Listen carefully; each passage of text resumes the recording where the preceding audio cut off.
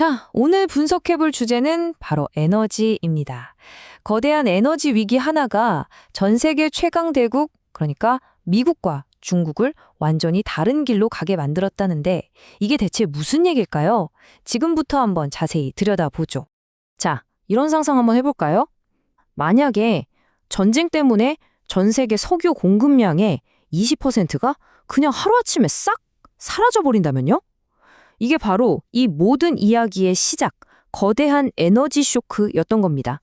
그리고 바로 이 위기 앞에서 미국과 중국이 완전히 정말 정반대의 카드를 꺼내듭니다. 이게 바로 오늘 우리가 파헤쳐볼 핵심 갈등인데요. 두 나라의 선택이 어떻게 세상을 바꿔놓고 있는지 한번 따라가 보시죠. 좋습니다. 그럼 먼저 미국부터 한번 볼까요? 미국이 선택한 길, 바로 화석 연료 생산에 말 그대로 올인하는 전략입니다. 그러니까 미국의 생각은 아주 명확했어요. 위기 때문에 생긴 이 전 세계적인 공급 부족, 이걸 우리가 석유랑 가스를 막대하게 생산해서 메워주겠다, 이거였죠. 와, 이 숫자 좀 보세요. 410만. 이게 뭐냐면 미국이 하루에 수출한 원유 배럴수입니다. 역사상 한 나라가 기록한 최고치예요. 규모가 정말 상상이 안 가시죠? 아니, 그럼 이걸 대체 어떻게 가능하게 했을까요? 먼저 미국은 알래스카의 그 넓은 땅에서 새로 석유를 파낼 수 있게 허가를 내줬고요. 또 낡은 규제도 풀어서 생산량을 확 늘렸습니다.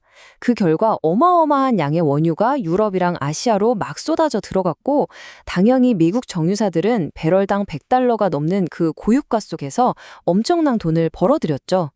자, 이제 시선을 돌려서 완전히 반대편에 있는 전략을 한번 보겠습니다. 바로 재생에너지 시장을 장악하려는 중국의 이야기입니다. 중국은 이걸 다르게 본 거예요.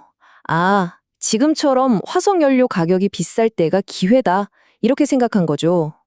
이참에 아예 재생에너지 분야에서 누구도 따라올 수 없는 리더가 되겠다고 마음먹은 겁니다. 그리고 그 결과가 바로 이 숫자입니다. 1.45테라와트. 이게 중국이 깔아놓은 재생에너지 설비 용량인데요. 놀라운 건 이게 전 세계 나머지 국가들을 다 합친 것보다도 더 많다는 거예요. 정말 압도적이죠. 자, 그럼 중국은 이걸 또 어떻게 해냈을까요? 보세요. 2023년 딱 1년 동안에만 298기가와트의 재생에너지를 추가했고요. 동시에 전 세계 태양광 패널 생산의 80% 이상을 장악해버립니다. 이렇게 엄청난 생산력으로 시장의 물량을 막 쏟아 부으니까 어떻게 됐겠어요? 태양광 패널 가격이 50%나 뚝 떨어졌죠. 이걸로 자국의 에너지 안보까지 단단히 챙긴 겁니다. 자, 그럼 이제부터가 진짜 흥미로운 부분입니다. 이렇게 완전히 다른 두 전략이 세계 시장에서 딱 부딪혔을 때 과연 어떤 일이 벌어졌을까요? 이 상황을 폴리티코가 기가 막히게 표현했어요.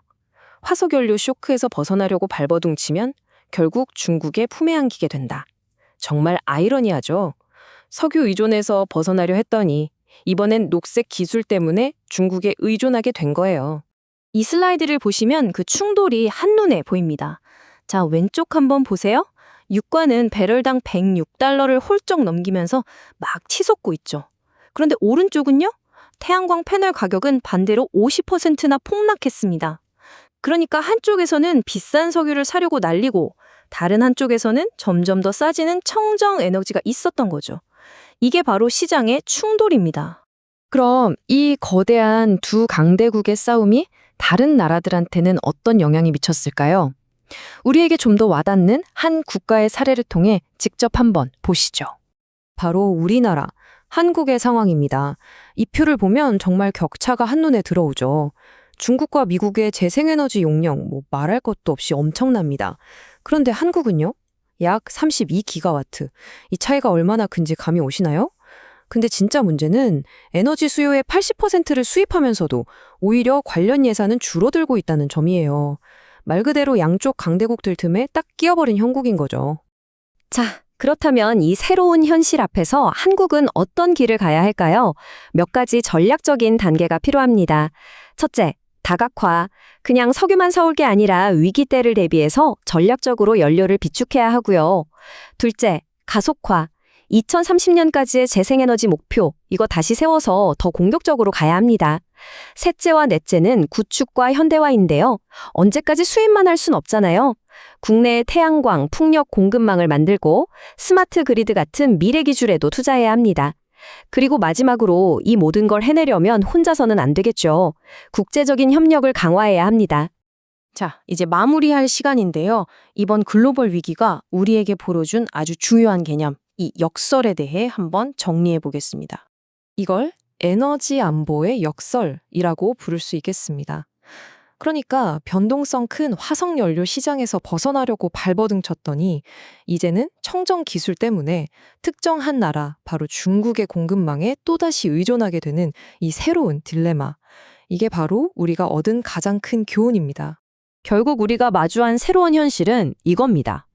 미국은 단기적으로 석유를 팔아서 돈을 벌었지만 장기적으로는 탄소 배출이라는 족쇄를 스스로 찬 셈이 됐고요. 중국은 이 위기를 발판 삼아 미래 에너지 기술의 패권을 잡았습니다. 그리고 서방 국가들은 자신들의 기후 목표를 달성하려면 아이러니하게도 지정학적 경쟁국인 중국에 의존해야만 하는 상황에 처하게 된 거죠. 그래서 마지막으로 여러분께 이 질문을 던지고 싶습니다. 이 새로운 에너지 경쟁의 시대에 과연 진짜 힘은 석유를 통제하는 걸까요? 아니면 기술을 통제하는 걸까요? 이 거대한 패러다임의 전환이 앞으로 어떤 미래를 가져올지 우리 모두 깊이 생각해 볼 필요가 있겠습니다.